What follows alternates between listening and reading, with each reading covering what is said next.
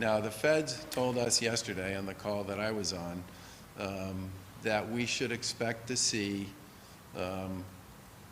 vaccine distributed sometime in mid-December, that they would begin the distribution process for Pfizer sometime in mid-December, and the Moderna would probably start to be distributed shortly after that.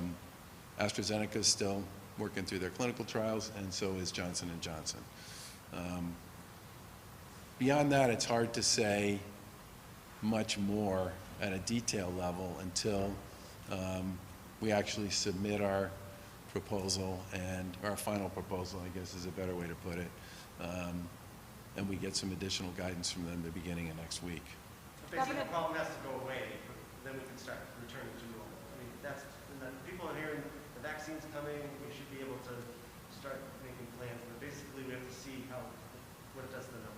Well, so with respect to the vaccine generally, there's a couple things people should keep in mind. The first is several of these are 2-dose vaccines, right? Some of them are 1 dose. The J&J one, which is still going through a 60,000 person clinical trial, is a one dose. Both Moderna and Pfizer are 2 doses, and those 2 doses are supposed to be sort of 3 or 4 weeks apart. So if you were somebody who got dosed because you were in a high-risk role, senior citizen in a nursing home, healthcare worker, high-risk community, whatever it might be, you would get 1 dose, and then you would be scheduled for a 2nd dose that would come 3 or 4 weeks later. So the thing to remember here is, even as the feds get into the business of following through on the distribution program that's attached to this, it's going to take a while before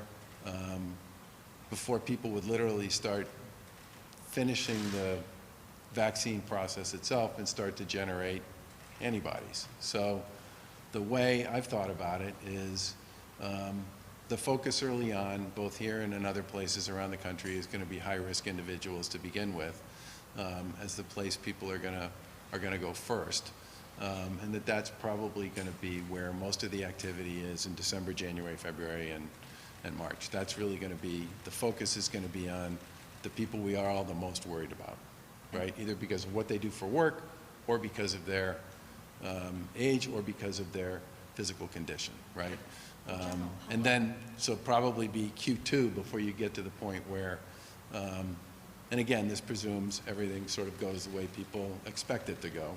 It would probably be Q2 before just Joe Q or Jane Q citizen would have access to a vaccine. So